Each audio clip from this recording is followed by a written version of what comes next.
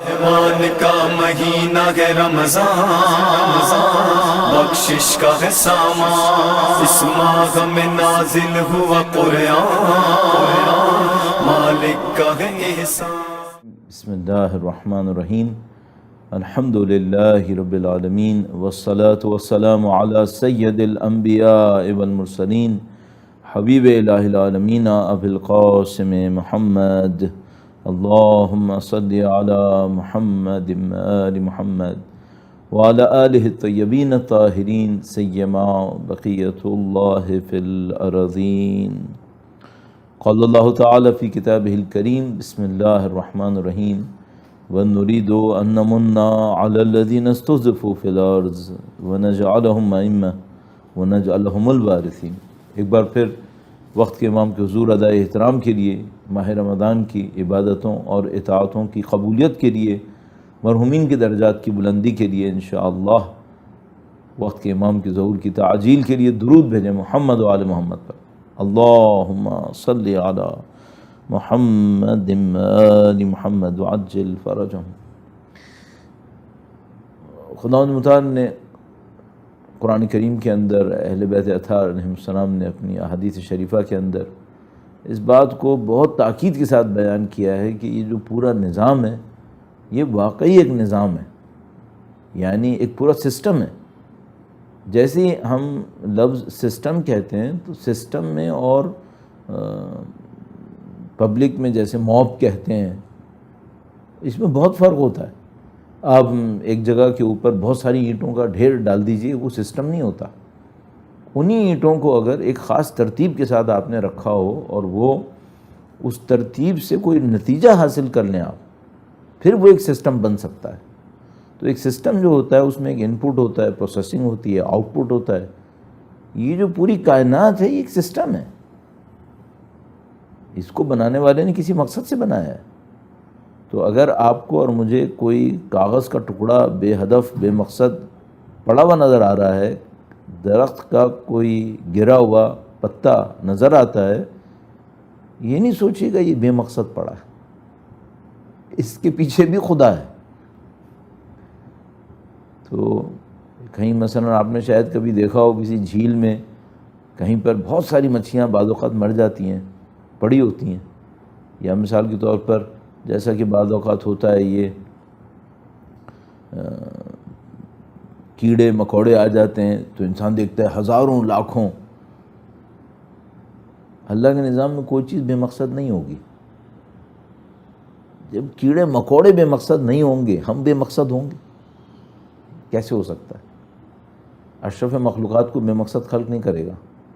جس کو خلق کر کے خود فخر فرمائے تبارک اللہ احسن الخالقین، اسے خدائے حکیم بے مقصد خلق نہیں کرے گا، کوئی مقصد لائے گا۔ جو پری میچور بچے مر جاتے ہیں نا ماؤں کی شکم میں، وہ بھی مقصد سے آئیں گے۔ ان میں سے کوئی چیز ضائع نہیں ہونے والی، ہم سب کو معلوم ہے یہ بات۔ قرآن کریم صراف فرماتا ہے کوئی چیز ضائع نہیں ہوگی۔ تو عزیزان محترم، آپ آج جمعۃ الوداع کے موقع پر مثلا اگر دل سے بھی فلسطینیوں کا ساتھ دے رہے تھے، مظلوموں کا ساتھ دے رہے تھے، خدا اس جذبے کو بھی ضائع نہیں ہونے دے گا، اس کو بھی ضائع نہیں ہونے دے گا۔ تو آپ کا ہر کام، میرا ہر کام اصل میں خلق کر رہا ہے، نہ صرف یہ کہ ضائع نہیں ہو رہا ہے بلکہ خلق کر رہا ہے۔ ہم اپنی برزخ خلق کر رہے ہیں، اور یہ جو میں نے آپ سے عرض کیا اپنی برزخ خلق کر رہے ہیں، اصلا اپنے آپ کو خلق کر رہے ہیں ہم لوگ، کیونکہ برزخ میں ہم سوائے اپنے اعمال کے اور کچھ نہیں ہوں گے۔ اس وقت ایسا ہے اس دنیا کے اندر کہ ہماری باڈی علیحدہ ہوتی ہے، ہمارے اعمال علیحدہ ہوتے ہیں ظاہری طور پہ۔ جو میں نے پہلے دن آپ کی خدمت میں عرض کیا، اس حقیقت کو ہمیں بہت اچھی طرح سمجھنا پڑے گا کہ یہ دھوکہ یہاں تک ہی ہے، اس کے بعد پھر یہ دھوکہ ختم ہو جائے گا، ہم اور ہمارے اعمال دو نہیں ہوں گے۔ یہاں بھی ایک ہی ہے، دیکھنے میں کچھ اور نظر آ رہا ہے، اندر ایک ہی ہے، لیکن جیسے ہی اس دنیا کا دھوکہ ختم ہوگا پھر تو سبھی کچھ ایک ہے، پھر تو عمل کے سوا کچھ ہے ہی نہیں۔ تو یہ پورا نظام ایک ریل سسٹم ہے، اور سسٹم کے اندر میں اور آپ با مقصد با ہدف ایک جز ہیں، اور اس بامقصد باہدف جز کو ہدایت دینے کے لیے خدا نے ایک کتاب بھیجی ہے، انبیاء بھیجیں، ائمہ بھیجیں۔ چند منٹ آپ کے لوں گا اور کتاب کے حوالے سے چند آرائز عرض کروں گا تاکہ انشاءاللہ ان آخری ایام میں کتاب خدا کا تبرک اور زیادہ ہمیں نصیب ہو انشاءاللہ تعالی۔ درود بھیجے گا محمد و آل محمد پر۔ اللہم صلی علی محمد و آل محمد وعجل فرجہم۔ گزشتہ 1-2 مہینے میں درود کے حوالے سے کئی دفعہ کئی پوائنٹ عرض کر چکا ہوں، تو میں کوشش یہ کر رہا تھا کہ جہاں کہیں بھی بولوں گا تو کچھ نہ کچھ جملے درود کے حوالے سے عرض کروں گا، لیکن پھر میں سوچتا ہوں کہ لوگ تھک جاتے ہیں ایک بات بار بار سن کے، تو جو ہماری بات بار بار سن رہا ہوتا ہے وہ کہتا ہے بس ایک ہی پوائنٹ بار بار بولے چلے جاتے ہیں۔ پھر میں سوچتا ہوں بھائی کہیں اور بول رہے ہیں، اب یہ مثلا کوویڈ کے مومنین کے لیے عرض کر رہے ہیں تو ممکن ہے کہ ان لوگوں نے ہمیں کبھی سنا ہی نہ ہو، تو اس لیے جلدی سے عرض کر دیتا ہوں، درود توجہ سے بھیجیں۔ درود ایک دعا ہے، دعا مانگی جاتی ہے، دعا صرف ورد نہیں ہوتی، دعا مانگی جاتی ہے۔ ہماری ایک بہت بڑی غلطیوں میں سے ایک غلطی یہ ہے، ہم دعائیں پڑھتے ہیں مانگتے نہیں ہیں، یا دہراتے ہیں مانگتے نہیں ہیں۔ مانگنا پڑتا ہے، دعا مانگنی پڑتی ہے، تبھی مزہ آتا ہے۔ تو اگر آپ نے درود پڑھنا ہے جو کہ ایک دعا ہے تو اللہ سے مانگیں پھر جو آپ درود میں مانگ رہے ہیں، اور آپ جو کچھ مانگ رہے ہیں یہ آپ اپنے ہی لیے مانگ رہے ہیں۔ بہت نفیس ایک بہت عجیب ایک روایت ہے اللہ کے نبی سے، فرمایا کہ تم جو میرے اوپر درود بھیجتے ہو یہ تمہاری دعاؤں کو پورا کرنے کا وسیلہ بنتا ہے، یہ تمہاری اعمال کے لیے زکوٰۃ ہے۔ اگر چند جملے اس سلسلے میں عرض کروں، کہاں خدا اور اس کے نبی قاب قوسین او ادنا معراج پہ پہنچے ہوئے حبیب اللہ ہیں، اور میرا جیسا گناہگار اور اللہ سے کہے کہ اے اللہ تو جو اپنے حبیب کے اتنے نزدیک ہے اور تیرا حبیب اتنے نزدیک، میں دعا کر رہا ہوں کہ تو ان پہ درود بھیج۔ میں ہوتا کون ہوں؟ میری حیثیت کیا ہے؟ میری زبان میں پاکی ہے، پاکیزگی ہے اتنی کہ میں اس اللہ اور اس کے نبی کے درمیان کوئی بات کہوں؟ یہ تو خدا نے ہم فقیروں کو بھی لا کے کھڑا کر دیا کہ تم بھی آ جاؤ، کیونکہ وہ خدا دینے والا ہے، اس کی عادت احسان پر ہے، اور وہ اپنے لطف میں کمال مطلق پر ہے، تو اس نے لطف فرمایا اور کہا کہ تم بھی دعا دے دو، تم بھی دعا کرو۔ یہ درود بہت بڑی عبادت بن گئی کہ اللہ نے ہمیں موقع دے دیا، ورنہ اگر موقع نہ دیتا تو ہم اس بڑے لطف سے محروم رہ جاتے۔ بس آپ کو اور مجھے اپنی زندگی میں اللہ کے اس لطف اور اس کرم کو قبول کرنے کے لیے بہت دفعہ درود بھیجنا پڑے گا کہ خدا قبول کرتے ہیں، تیرا لطف ہے، تیرا کرم ہے۔ ہم تو حقیر ذلیل تھے، بہت پیچھے تھے، کہ تو نے ہمیں لا کر ان میدانوں میں کھڑا کر دیا جہاں تو اور تیرے نبی ہوتے ہیں اور ان کی آل اولاد ہے۔ پاکیزہ ہستیوں کا ذکر ہماری زبان پہ جاری کروا دیا تو نے، ورنہ خدا مثلا قید لگا دیتا کہ بھئی میرے نبی پہ درود بھیجنے سے پہلے انسان کو اتنا متقی ہونا ضروری ہے۔ کر سکتا تھا، نہیں کیا۔ گناہ گاروں کے لیے نبی رحمت کے نام پر رحمتیں جاری کر دیں، تو بڑا لطف و کرم ہوا، خدا نے متعال نے درود دیا۔ اور بڑی بے اعتنائی ہوگی اگر ہم درود پڑھیں اور شکر خدا نہ کریں، توجہ نہ دیں۔ تو جب بھی میں اور آپ درود پڑھیں، میں بھی کوشش کروں گا، آپ بھی کوشش کریں، جب بھی میں اور آپ درود پڑھیں اس عنایت کو اپنے ذہن میں رکھیے، اس مفہوم کو اپنے ذہن میں رکھیں کہ اے اللہ تیرا شکر ہے، تو نے ہمیں یہ سعادت دے دی۔ اور اسی لیے میں آج کل کوشش کرتا ہوں کہ جب بھی درود پڑھوں تو 2 ہاتھوں کو تھوڑا سا پھیلا دوں کہ اللہ کے سامنے دعا کا اظہار ہو جائے اور یہ عاجزی خدا کو پسند آ جائے، اور انشاءاللہ میرے اور آپ کے درود کو پروردگار اپنی بارگاہ میں قبول فرمائے انشاءاللہ۔ اور کتنے اللہ کے نبی نے وعدے کیے ہیں، اگر کوئی میرے اوپر درود بھیجتا ہے تو یہ اور وہ، عافیت کے اتنے دروازے کھل جائیں گے، میرے ساتھ ہوگا، اور بڑے فضائل بیان کیے۔ مل کر انشاءاللہ ایسا درود کہ جو خدا قبول فرمائے، نبی قبول فرمائے، ہماری آخرت عاقبت کا ذخیرہ بن جائے، ہمارے مرحومین کے لیے مغفرت، ہمارے لیے مغفرت، امام کے قلب کی خوشنودی کا سبب بنے۔ درود بھیجیں نبی اولاد نبی پر۔ اللہم صلی علی محمد آل محمد وعجل فرجهم۔ تو عزیزان محترم، یہ بڑا عجیب ایک مقام ہے کہ خداوند متعال نے ہمیں اپنا نسخہ دے دیا قرآن کریم کی صورت میں، کہا لو کتاب تمہارے پاس آ گئی۔ اچھا، اب اس کتاب میں ہے کیا؟ یعنی سب کو معلوم ہے ہدن للناس، اس میں ہدایت ہے، بصائر، اس میں بصیرتوں کی باتیں ہیں، اور اس میں نور ہے، یہ قرآن کریم نے خود اپنے لیے توصیف فرمائی ہے، تو ہم سب کو معلوم ہے کہ یہ ہے۔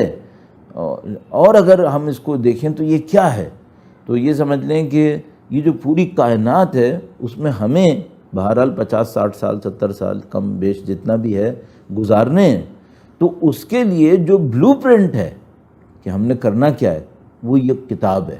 سادہ ترین معنی میں ہماری لائف کے لیے اسٹرکچر، گائیڈنس اور پاتھ، وہ سب اس کتاب کے اندر ہے۔ بھئی یہ ہے تمہارا کام کرنے کا۔ اچھا، اب کبھی ہم نے کہیں ایک دفعہ مجھے یاد ہے پاکستان میں کافی عرصے پہلے یہ کہا کہ بھئی کتاب ہدایت ہے، تو کسی نے کہا کہ مولانا وہ جو لا ردن ولا یابسن وہ کیا ہے پھر، کہ خشک و تر سب اس کتاب کے اندر ہے، تو آپ کہہ رہے ہیں صرف کتاب ہدایت ہے؟ تو بھئی اصلی موضوع کتاب ہدایت ہے، باقی کیا ہے؟ باقی تو خدا نے اپنے اعجاز سے، معجزے سے پتہ نہیں کیا کیا رکھ دیا اس کے اندر، پتہ نہیں کیا کیا رکھ دیا۔ کیونکہ دیکھیے، جب کوئی انسان، کوئی حکیم ہوتا ہے جس کے اندر حکمت ہوتی ہے، تو وہ ایک کام نہیں کرتا، پھر اس ایک کام کے ساتھ پتہ نہیں کیا کچھ کر دیتا ہے۔ میں ایک عوامی سی دنیاوی مثال عرض کرتا ہوں آپ کی خدمت میں، درود بھیجے گا محمد و آل محمد پر، اللہم صلی علی محمد آل محمد۔ یہ جو مصر کے اندر اہرام ہیں، پیرامڈس جن کو کہتے ہیں، ان کے اندر مثال کے طور پر بہت بڑا ایک پیرامڈ ہے، گیزا کا پیرامڈ۔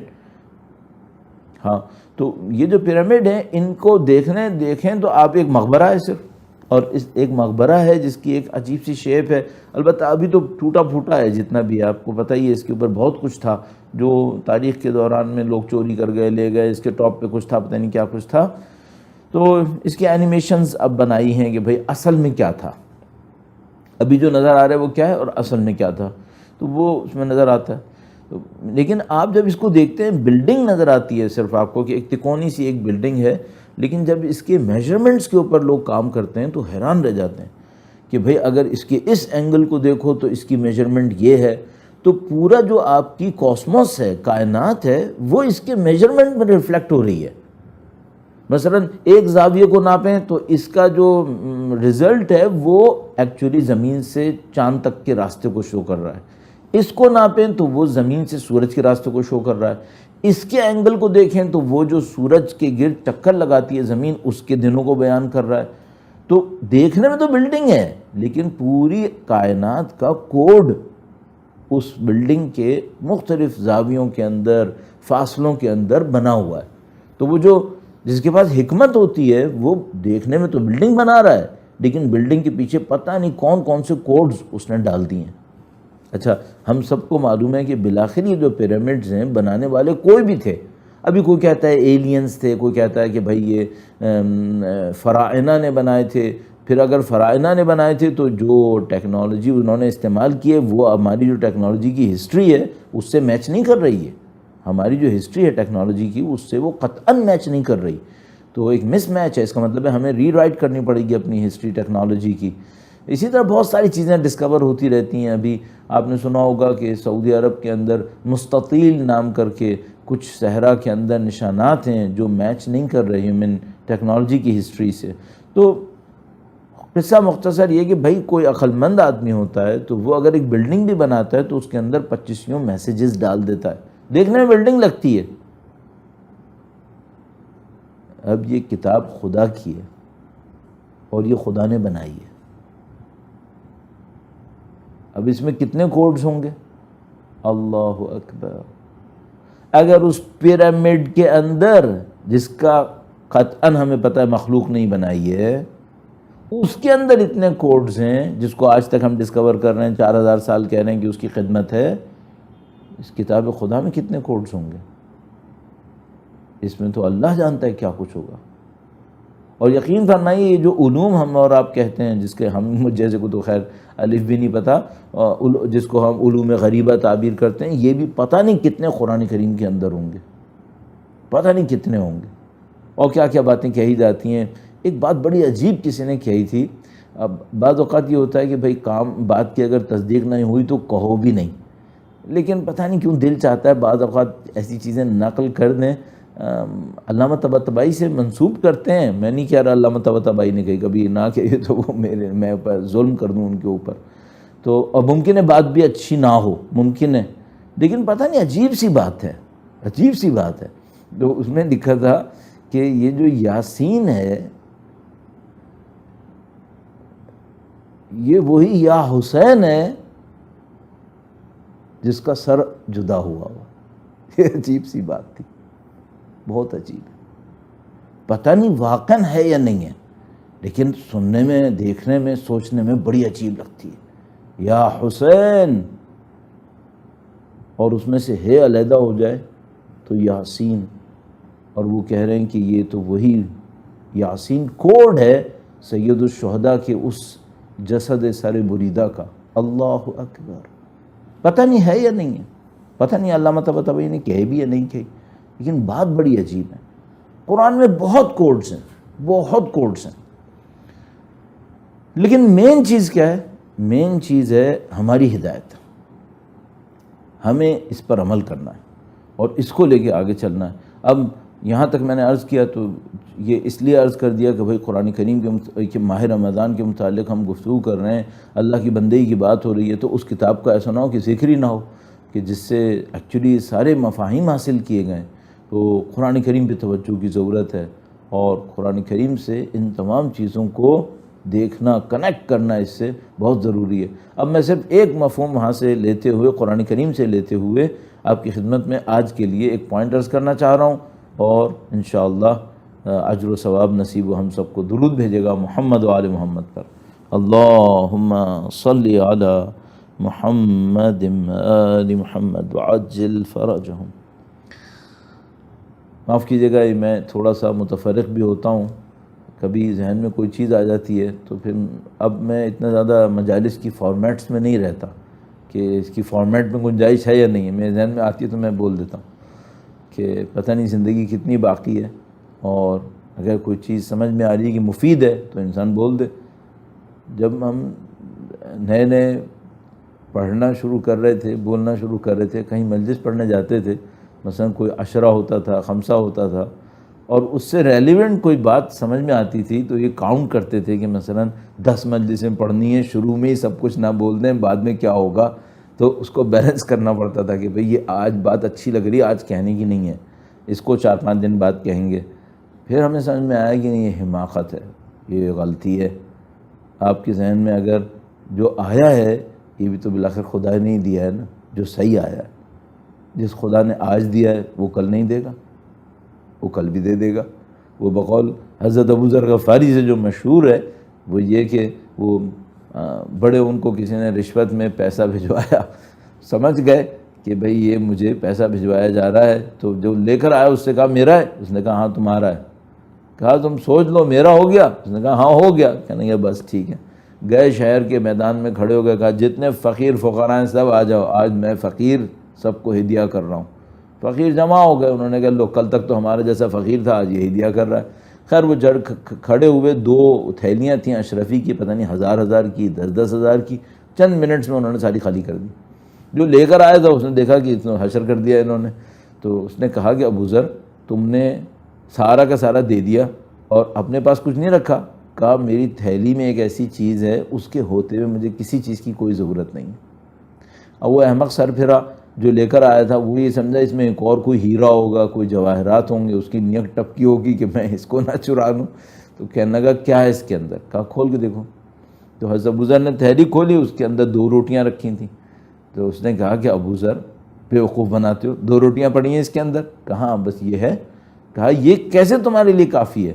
کہنے یہ کہ دیکھو ایک صبح کے لیے ہے، ایک شام کے لیے ہے، جس خدا نے آج 2 دی ہیں کل بھی 2 دے دے گا، مت گھبراؤ، میرے لیے اتنا ہی کافی ہے. یہ لوگ پتہ نہیں کس دنیا کے لوگ تھے. ہم لوگ جمع کر کر کے مر نہیں رہے، یعنی مر گئے جمع کرتے کرتے، تھک گئے، اور ہمیں لگ رہا ہے کہ ابھی زیادہ نہیں ہے، ابھی اور کچھ کرنا پڑے گا، ورنہ بچے کے فلاں کام رہ جائیں گے اور اولاد کے فلاں کام رہ جائیں گے. پتہ نہیں یوں لگ رہا ہے جیسے ہم نسلوں کی رزاقیت اپنے بوجھ پر لے کر آئے ہیں شاید، نعوذ باللہ تعالی. نہیں، ہم اس پلان کے ساتھ نہیں آنا چاہیے تھا. ہمارا پلان یہ ہے کہ بھئی ہم اپنے بچوں کو بنیادی ترین چیزیں دیں، محروم نہ کریں. اور ایسا بھی نہ ہو کہ کل ہم جائیں تو بچہ دوسروں کے سامنے ہاتھ پھیلا رہا ہو، لیکن اب یہ بھی نہ کریں کہ اس کی اور اس کی اولاد کی ساری زندگی کی ہم نے ذمہ داری اپنے کندھے پر ڈال دی. نہیں، خدا نے ایسی کوئی ذمہ داری ہمارے اوپر نہیں ڈالی. ہمیں ایک منیمم کے اوپر رکھنے کو کہا ہے، اس کے بعد نہیں ذمہ داری ڈالی. اس کے بعد ذمہ داری فقراء کی ہمارے سروں پر ہے، جن کا ہمارے مال کے اندر حق ہے، ان کی ذمہ داری ہمارے سروں کے اوپر ہے. تو بہرحال میں بات کہاں سے شروع کر رہا تھا اور کہاں پہ آ گیا. تو وہ بات تھی کہ بھئی آپ کے ذہن میں ایک بات آئے تو ہم کہہ دیں. تو اب اس طرح کا معاملہ ہو گیا. تو جو پوائنٹ مجھے قرآن کریم سے آپ کی خدمت میں آج کے لیے عرض کرنا تھا، اور کافی وقت میں نے آپ کا لے لیا ہے لیکن اس کو عرض کر دیتا ہوں، وہ یہ ہے کہ خداوند متعال نے اپنے اچھے بندوں کی توصیف کی ہے قرآن کریم میں، صفتیں بیان کی ہیں. کاموں میں سے ایک کام یہ ہے، آپ قرآن کریم پڑھتے رہیں، ایک نبی کی صفت آئی، ایک ولی کی صفت آئی، اچھے بندوں کی صفت آئی. دیکھیں یہ صفت میرے اندر آ رہی ہے، آئی یا نہیں آئی ہے؟ نہیں آئی ہے، مرنے سے پہلے لے آئے، تاکہ آپ اور میں انہی اچھوں کے ساتھ اٹھائے جائیں. ہم لوگ عمل کے ناطے ملحق ہوں گے نا، تو وہ عمل ہمارا ایسا ہو کہ ان سے کوئی نہ کوئی شباہت آ جائے. اب وہ بہت اچھے تھے تو ان میں وہ صفت مثلا 100 کے لیول پہ تھی، تو بھائی میرے اندر 15-20 آ جائے، کچھ تو شباہت آ جائے نا. شباہت کی بنیاد پہ باقی توسل کریں گے اور ان کی شفاعت لے لیں گے. شباہت کی بنیاد پہ کوئی نہ کوئی چیز کنیکٹ کر رہی ہو. تو مثال کے طور پر خدا متعال نے اچھے بندوں کی صفت میں بتایا مستغفرین بالاسحار، سحر کے وقت اللہ کے حضور استغفار کرتے ہیں. اب پتہ نہیں اس کی حقیقت کیا ہوگی، حقیقت سحر کیا ہوتی ہے، حقیقت استغفار کیا ہوتی ہے. شاید سحر کے وقت اللہ کے سامنے استغفار کرنا یہ ہو کہ جوانی کے اندر گناہوں سے واپس آ جاتے ہیں. شاید واقعاً یہی مطلب ہو کہ بھئی وقت سحر جو فجر سے پہلے ہے، اس میں اللہ کے سامنے کھڑے ہو کر کہتے ہیں استغفر اللہ یا اللہ العاف العاف. جو بھی ہے کم از کم یہ تو سمجھ میں آ رہا ہے نا، اس کو اپنے اندر لانے کی کوشش کریں. اور وہ جو خدا ہے اس نے ہم سے ایک وعدہ کیا ہے، من جاء بالحسنۃ فلہ عشر امثالھا. ایک نیکی جو وہ لے کر آئے تو خدا 10 سے اس کی جزا دے دے گا، 10 مثالیں اس کے لیے رکھ دے گا. تو اگر میں محنت کر کے مستغفرین بالاسحار میں شامل ہو گیا، وفی اموالہم حق معلوم للسائل والمحروم، ان کے مال میں معین حق ہوتا ہے سائل کے لیے اور وہ جو سوال نہیں کر رہا لیکن محروم ہے. سیرت بناؤ اپنے لیے، قرآن کریم سے سیکھو. ممکن ہے مجھ سے کوئی کہے مولانا میری تنخواہ اتنی ہے، بہت کم ہے، میں مثلا کویت میں رہتا ہوں اور مثلا میری تنخواہ اتنی ہے کہ میں اپنے گھر والوں کا گزارا کر لوں نا، بڑی بات ہے، میں نہیں کر پاتا. تو بھائی خدا نے یہ تو نہیں کہا کہ حق معلوم 10,000 روپے ہے، 50,000 روپے ہے. حق معلوم 15 روپے رکھ لو، 20 روپے رکھ لو، جتنا آپ کی طاقت توانائی ہے اتنی رکھ لو. منع کس نے؟ خدا نے منع کیا ہے کم دینے سے. اگر ایک آدمی کے پاس توانائی ہی 15 کی ہے اور وہ 15 دے رہا ہے، وہ تو اپنی پوری توانائی کو دے رہا ہے. تو اگر کسی کی توانائی 15,000 کی ہے اور وہ 5 دے رہا ہے تو اپنی توانائی سے کم دے رہا ہے. پھر تو خدا متعال تو ہم جانتے ہیں کہ وہ کیفیت کو دیکھ رہا ہوتا ہے، کمیت اور کوانٹٹیز کو نہیں دیکھ رہا ہوتا. تو اب یہ تھا کہ آپ اور میں قرآن کریم پڑھتے جائیں، اس کے کوڈز کو پک کریں، اچھوں کا کوڈ یہ ہے، یہ میرے اندر ہونا چاہیے، بروں کی علامت یہ ہے، یہ میرے اندر نہیں ہونا چاہیے۔ مسرف مرتاب، خدا پسند نہیں کرتا۔ حد سے تجاوز کرنے والے، شک و تردید میں پڑے ہوئے لوگوں کو خدا پسند نہیں کرتا، اور کذاب، جھوٹ بولنے والوں کو پسند نہیں کرتا۔ نکالو، یہ سب نہیں پسند کرتا تو اپنے اندر نہیں ہونی چاہیے پھر یہ۔ اب ایک چیز جو خدا بہت پسند کرتا ہے، آپ کو اپنا کوئی فرزند بہت پسند ہو اور اس کے اندر 5 خاصیتیں ہوں، اور آپ سے کوئی کہے کہ بھئی آپ 2 جملے میں بتائیں اس کی اچھائی، اب آپ سوچیں گے 5 میں سے کون سی بتاؤں؟ آپ سلیکٹ کر کے جو سب سے اچھی آپ کو لگے گی وہ بول دیں گے۔ حضرت ابراہیم پوری امت ہیں، خدا تعالیٰ نے قرآن کریم میں فرمایا ابراہیم امت ہیں، حضرت ابراہیم علیہ السلام۔ حضرت ابراہیم جو پوری امت ہیں، جس کا ایک مطلب یہ ہوا کہ جتنا کام امت کرتی ہے پوری ایک، وہ ایک اکیلے حضرت ابراہیم علیہ السلام نے انجام دیا۔ ان کی ایک صفت خدا کو پسند آ گئی، ذکر فرماتا وہ کیا ہے؟ یہ میرے سامنے گڑ گڑاتے بہت ہیں۔ اللہ اکبر، یہ خدا کو پسند آ گیا، یہ گڑ گڑاتے ہیں۔ کبھی فرماتا ہے اواہن، کبھی فرماتا ہے انابا، کبھی فرماتا ہے منیبن، یہ خدا کو پسند ہے۔ اللہ کے دین میں عجیب بات یہ ہے کہ مثلا دنیا میں آپ کو کوئی کام کرنا ہے، کسی کمال پہ پہنچنا ہے، اتنی ڈگری چاہیے، اس ڈگری کے لیے اتنی اپرچونٹیز چاہیے، وہ اپرچونٹیز آپ کے پاس نہیں ہوئیں، وہ کمال نہیں ملے گا۔ اتنا پیسہ چاہیے، وہ پیسہ نہیں تھا آپ کے اماں ابا کے پاس، آپ کے پاس، تو آپ پیچھے رہ گئے۔ خدا ہم سے کیا مانگتا ہے؟ خدا ہم سے کچھ نہیں مانگتا، اصل میں ہمارے اندر کی محبتیں مانگتا ہے۔ مجھے خدا کیا فرما رہا ہے؟ مجھے پہچان لو، مجھے پہچان۔ اور خدا تو کون ہے جسے میں پہچاننے کی کوشش کروں؟ فرمایا کہ میں تمہارا چاہنے والا ہوں، اس سے پہچان۔ وہ مکالمہ مشہور ہے نا کہ خدا نے حضرت موسیٰ علیہ السلام سے کہا کہ اے موسیٰ سلام اللہ علیہ، تم نے اتنی عبادتیں کیں، میرے لیے کیا کیا؟ حضرت موسیٰ علیہ السلام نے کہا خدا تیرے لیے کیا تھا یہ سب کچھ۔ کہا اس سب میں تمہارا یہ فائدہ ہے وہ فائدہ ہے۔ کہا میں کیا کروں اے خدا ہے تیرے لیے؟ کہا جو میرے بندے مجھ سے دور ہیں میرے پاس لے کر آؤ۔ کہا میں کیسے لاؤں؟ کہا ان کو میرے احسانات یاد دلاؤ اور ان کو یہ بتاؤ کہ میں انہیں کتنا چاہتا ہوں۔ یہ بے عینی الفاظ نہیں ہے روایت کی، میں نے عرف میں اس کو ڈھال لیا ہے۔ کہا انہیں احسانات یاد دلاؤ اور انہیں بتاؤ میں کتنا چاہتا ہوں۔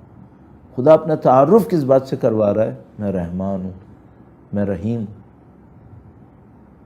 یقبل التوبہ، توبہ کو قبول کر لیتا ہے۔ سریع الرضا، جلدی رضایت دے دیتا ہے۔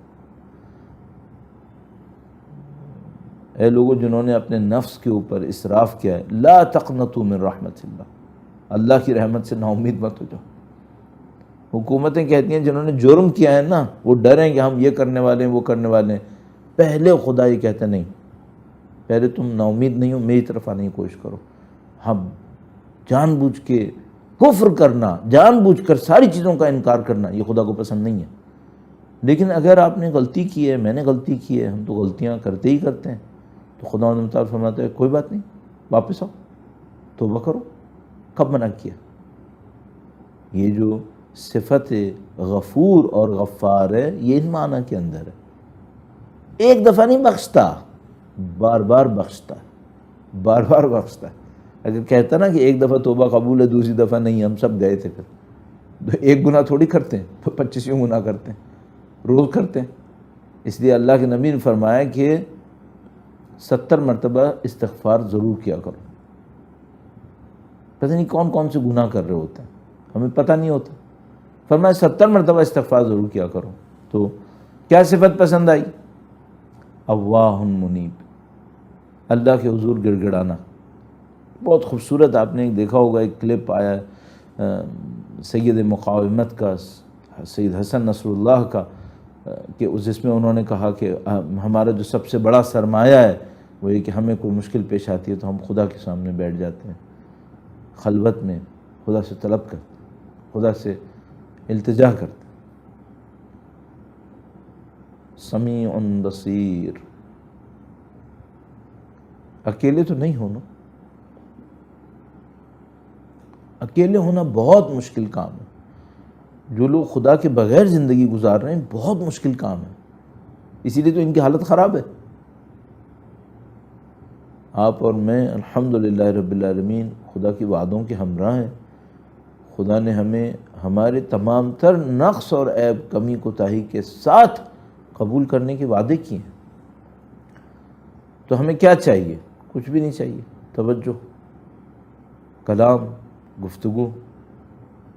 وہ کلام سے بھی بڑا عجیب ایک پوائنٹ ذہن میں آیا میرے، ابھی جب میں یہاں پہ حاضر ہونے کے لیے اپنے ذہن میں سوچ رہا تھا، میرے ذہن میں بڑی عجیب سی ایک بات آئی۔ میں نے کہا کہ تمام انبیاء کے اندر خدا متعال نے حضرت موسیٰ علیہ السلام کو کہا یہ کلیم اللہ ہے، کلیم اللہ۔ اچھا، وہ خود حضرت موسیٰ علیہ السلام نے خدا سے کہا خدا میری زبان میں لکنت ہے، میں نہیں بول پاتا، تو مجھے جو مشن دے رہا ہے اس کے لیے بولنے والا چاہیے، حضرت ہارون کو میرے ساتھ بھیج دے تاکہ یہ بولے۔ اچھا، وہ تو خود کہہ رہے ہیں میری زبان میں لکنت ہے، اور خدا نے لقب کیا دے دیا؟ کلیم اللہ ہے۔ تو وہ تو خود کہہ رہے ہیں میں نہیں بولتا، تو کلیم اللہ کیوں کہا؟ اس کا مطلب ہے یہ کلام وہ نہیں ہے جو ہم سمجھ رہے ہیں، یہ کلام کوئی اور ہے، یہ کلام قلبی ہوگا شاید۔ یہ خدا ہم سے مانگ رہا ہے۔ اچھا، یہ جو کلام قلبی ہے یہ زبان سے بھی آ جائے برا نہیں ہے، لیکن اصل میں آنا چاہیے دل سے، اصل میں آنا چاہیے دل سے۔ تو مثلا اگر میں کہہ رہا ہوں خدا سے استغفر اللہ، تو یہ میں خدا سے واقعاً کہوں اپنی روح کی گہرائی کے ساتھ کہ خدایا میں بے بس ہوں، تو نہیں بخشے گا، میرا کچھ نہیں بچے گا، میں ختم ہو گیا۔ جب ہم اس لیول کے اوپر آ جائیں کہ ہمارا پورا وجود خدا کے سامنے بولنا شروع کر دے بغیر زبان ہلائے، یہاں کلام شروع ہو گیا گویا۔ اور حضرت موسیٰ علیہ السلام کا گویا پورا وجود خدا متعال کے لیے کلام تھا، بولنا، سوچنا، دیکھنا، سننا، سب کچھ کلام الہی تھا۔ مقصد صرف ایک ہی تھا، خدا کے سامنے اپنے آپ کو حاضر دیکھنا۔ اب وہ پتہ نہیں کیا منزلت ہوگی، ہمیں کیا پتہ اس کا۔ تو اعزان محترم، یہ جو خدائی صفتیں ہیں انبیاء کے اندر تھیں، اولیاء اوصیاء کے اندر، ائمہ کے اندر، یہ خدا ہمارے اندر دیکھنا چاہتا ہے۔ اب ہم کہہ سکتے ہیں کہ خدایا کہاں وہ، کہاں ہم، تو خدا بھی ہم سے یہ کہے گا کہ ان کی طرح، ان کے لیول کی تھوڑی مانگی تمہارے سے، تم کرو، شروع کرو، نیچے سے آؤ، ہلکے ہلکے اپنے آپ کو ترقی دلاؤ۔ تو عزیزان محترم، آج تیسرا دن اس سلسلے میں معرفت اور بندگی۔ معرفت تا بندگی، صرف سمجھنے کی بات نہیں ہے، عمل کی بات ہے۔ بندگی، خدا کے نزدیک بندے کا مقام بہت بلند ہے۔ بندگی کیسے آتی؟ اللہ کے بندے بنو۔ بندے بنو کیا مطلب؟ سر جھکاؤ، تسلیم، اعتراف، غلطی پر پشیمانی، ندامت، التجا، درخواست، گڑ گڑانا، عاجزی، انکساری، خشوع، یہ خدا کو پسند ہے۔ ماہ رمضان جو ہماری بیٹری کو چارج کرے وہ یہ دے کے جائے، اواہ منیب بنا کے جائے ہمیں۔ تب اس کا مطلب یہ ہوا اگر ہمارے اندر یہ صفت آئی ماہ مبارک رمضان کے صدقے میں، روزے کی وجہ سے، اعمال عبادات کی وجہ سے، دعاؤں کی وجہ سے، زیارات کی وجہ سے، قرآن کریم کی تلاوت، اگر یہ صفت آ گئی، اس کا مطلب کیا ہے؟ ضیافت الہیہ کے اندر ہمیں بھی ایک جگہ مل گئی ہے۔ خدا نے رزق دینا شروع کر دیا، وہ رزق جو اس نے اپنے بندوں کے لیے رکھا ہے۔ جس طرح مولا نے فرمایا تھا نا، الرزق و رزقان، ایک وہ ہے جو تم طلب کر رہے ہو اور ایک وہ جو تمہارے پیچھے آ رہا ہے۔ تو اسی طریقے سے یہ بیان فرماتے ہیں کہ رزق بہت قسموں کے ہیں۔ ایک روایت میں مولا کا ہی فرمان تھا، میرے خیال میں جو فرمایا تھا 22 قسم کے رزق ہیں۔ ہم سب جانتے ہیں کپڑے اصلی رزق نہیں ہیں، گاڑیاں اصلی رزق نہیں ہیں، گھر اصلی رزق نہیں ہیں، شہرتیں، دولتیں، طاقتیں یہ اصلی رزق نہیں ہیں۔ اصلی رزق کیا ہے؟ محبتیں، پاکیزہ محبتیں، عنایتیں۔ وہ کہاں سے آتی ہے؟ باقی بہت ساری چیزیں خدا سب کو دیتا ہے، کچھ چیزیں چھانٹ چھانٹ کے دیتا ہے۔ اللہ کے نبی کے فرمان کی روشنی میں فرمایا کہ اگر دنیا کی حیثیت مچھر کے پر کے برابر بھی ہوتی تو مثلا اپنے فرعون جیسے دشمنوں کو نہیں دیتا۔ تو پھر مثلا کسی پوچھنے والے نے کسی روایت میں پوچھا کہ وہ کون سی چیز ہے جس کی حیثیت اللہ کے نزدیک ہے، اس کی حیثیت نہیں ہے، یہ سب کو دے دیتا ہے؟ کہا اس کی محبت، وہ ہر ایک کے دل میں نہیں ڈالتا۔ اچھا اب مثلا کوئی کہے کہ بھئی یہ تو لوپ میں پھنس گئے، وہ محبت ڈالے تو میرے اندر سے آہ نکلے۔ یہ خدا بڑا لطیف ہے، بڑا کریم ہے۔ ایک جگہ پہ وہ آ کے کہتا ہے کہ اگر تم میری محبت میں منہ بھی بسور لو، تباکی دوسروں کو دکھانے کے لیے نہیں، اللہ کے سامنے تباکی بھی کرو تو بھی میں قبول کر لوں گا۔ مثلا کوئی مجھ سے کہ مولانا ہمیں گریہ نہیں آتا، صحیح کہہ رہا ہے، بعض اوقات نہیں آتا، تو ابھی نہیں آتا تو کیا کریں؟ اللہ سے یہی کہہ دو گریہ نہیں آتا، کیا کریں؟ نہیں دل چاہ رہا، خدا سے کہہ دو۔ کیوں؟ یہ بھی ایک مرض ہے نا کہ نہیں آ رہا ہے، خدا سے التجا کرو کہ خدا اس مرض کو دور کر دے، تو ہی شفا دینے والا۔ تو عزیزان محترم، لب لباب یہ ہے کہ ہمیں اس راستے کے اوپر بڑھنا ہے۔ ماہ مبارک رمضان نے ہمیں یہ دینا ہے، اور پروردگار سے ہمیں طلب کرنا ہے کہ خدایا ہماری تنہائیوں میں تیرا ذکر آ جائے، خلوتوں میں خدا کا ذکر ہو۔ لوگوں کے سامنے ذکر کرنا شاید ریاکاری کے لیے ہو۔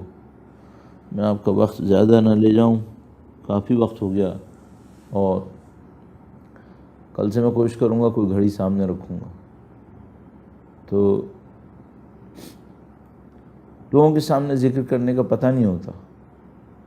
اسی طرح مجھے ایک بات سمجھ میں آئی، یہ جو ہم مصائب پڑھتے ہیں کیمروں کے سامنے، لوگوں کے سامنے، لوگ گریہ کرتے ہیں، بہت ثواب ملتا ہے، بہت ثواب ملتا ہے۔ جب میں مجلس سے نہیں پڑھتا تھا تو ایک چیز، اس وقت بھی سیمینارز وغیرہ کرتا تھا، ایک چیز جس سے میں کڑتا تھا وہ یہ کہ بھائی میں سیمینار کر رہا ہوں، لیکچرز دے رہا ہوں، اچھا ہے، لیکن ایک چیز جس سے میں کڑتا تھا وہ یہ کہ اگر کسی کو میں دیکھتا تھا وہ لوگوں کو سید الشہداء کے غم میں رلا رہا ہے تو میں کڑتا تھا کہ خدا کتنی فضیلت ہے یہ، کہ یہ آدمی، یہ مولانا، یہ ذاکر، یہ خطیب لوگوں کو سید الشہداء کے غم میں رلا رہا ہے اور میں اس سے محروم رہ گیا ہوں۔ تو میں دعا کرتا تھا خدا مجھے ایسا بنا کہ میں لوگوں کو سید الشہداء کے غم میں رلاؤں۔ شاید لوگوں کے سامنے رلانے میں ایک ہے فضیلت، وہ اس کی بات ہے، اس کا ثواب ہے۔ البتہ اصل کیا ہے؟ اصل یہ کہ ہماری اور آپ کی تنہائیوں میں امام حسین ہو۔ چند جملے بس صاحب کی۔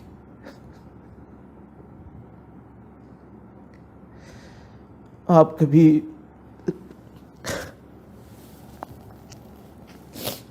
رات کی تاریکی میں اٹھے نا،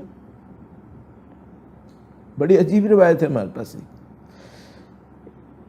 ایک امام کا چاہنے والا امام معصوم کا آیا امام کے پاس، کہنے لگا مولا میں شب قدر ضائع کر دی، کوئی کام نہیں کیا، سوتا رہ گیا، دعا بھی نکل گئی، قرآن کریم کی تلاوت بھی ہاتھ سے گئی، کہا پھر بھی قبول ہو گیا۔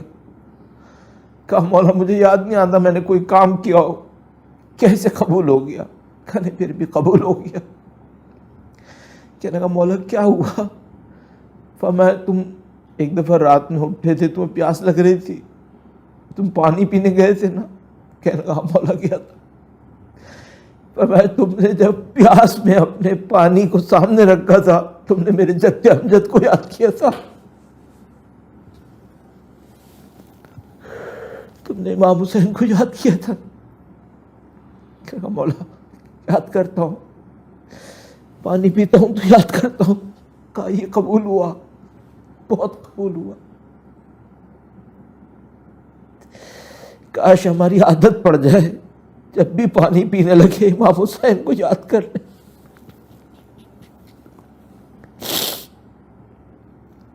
یہ جو معصومین کا رشتہ ہے یہ ہماری طرح نہیں ہے۔ ہم اپنے بیٹے کو بچے کو تکلیف میں دیکھتے ہیں نا، ہم دیکھ رہے ہوتے ہیں، ہمیں پتہ نہیں ہوتا اس کے دل میں کیا گزر رہی ہے۔ معصومین کا رشتہ یہ نہیں ہوتا ہے۔ معصومین ایک دوسرے کو بہت اندر تک جانتے ہیں۔ بس 2 جملے عرض کروں گا۔ اگر علی اصغر تڑپے تھے تو امام حسین نے اندر تک احساس کیا ہوگا میرا علی اصغر تڑپا، اور جب سید الشہداء تڑپے تھے تو بی بی زہرا سلام اللہ علیہا۔ الا لعنۃ اللہ علی القوم الظالمین وسيعلم الذين ظلموا أيام منقلب ينقلبون۔ پروردگار تجھے واسطہ نبی اولاد نبی کا، خدایا تجھے واسطہ قرآن کریم کا، خدایا ماہ مبارک رمضان کا واسطہ، اس کی شبوں کا واسطہ، اس قلیل عبادت کو اپنی بارگاہ میں قبول فرما۔ اے پاک پروردگار بی بی سیدہ سلام اللہ علیہا کے ذکر کے صدقے میں، سید الشہداء کے مصائب کے ذکر کے صدقے میں ہمیں اور ہمارے مرحومین کو سید الشہداء اور ان کے خاندان عصمت و طہارت کی شفاعت نصیب فرما۔ خدایا ان کے ہمراہ محشور ہونا نصیب فرما۔ دنیا اور آخرت میں اہل بیت اطہار و قرآن کریم کی نورانیت نصیب فرما۔ اے پاک پروردگار نہیں معلوم کتنے لوگ مشکلات میں ہوں گے، بیماریوں میں ہوں گے، قید و بند کی صعوبتیں گزار رہے ہوں گے، کوئی رزق روزگار کی مشکل میں ہوگا۔ پروردگار تجھے واسطہ تیری رزاقیت کا، اے واسطہ تجھے واسطہ اے خدا تیری فیاضیت اور سخا و جود کا، اے پاک پروردگار تمام وہ لوگ کہ جو مشکلات میں ہیں راہ ہدایت پر رکھتے ہوئے ان کی تمام مشکلات کو برطرف فرما۔ اے پاک پروردگار سب سے بڑی مشکل غیبت ہے، سب سے بڑی مشکل غیبت ہے۔ خدا تجھے واسطہ تیرے نبی کا، خدا تیرے وسیع و ولی کا واسطہ، ان کے مصائب کا واسطہ، بی بی ام الائمہ کے مصائب کا واسطہ، سید و سردار مولا اور آقا امام آخر الزماں کے ظہور میں تعجیل فرما، ان کے اعوان و انصار کی تعداد طاقت توانائیوں میں اضافہ فرما۔ اے پاک پروردگار ان کے دشمنوں کو جو قابل اصلاح نہ ہو، بالاخص صہیونیت وہابیت نہ قابل اصلاح و نیست و نابود فرما۔ اے پاک پروردگار ہمیں ان کی نصرت اور اس راہ میں شہادت نصیب فرما، ہمیں ان کی نصرت کی سعادت نصیب فرما، اس راہ میں شہادت نصیب فرما۔ ربنا تقبل منا انك انت السميع العليم وتب علينا انك انت التواب الرحيم بجاه نبيك وعترته الطاهرين اللهم صل على محمد وآل محمد وعجل فرجهم۔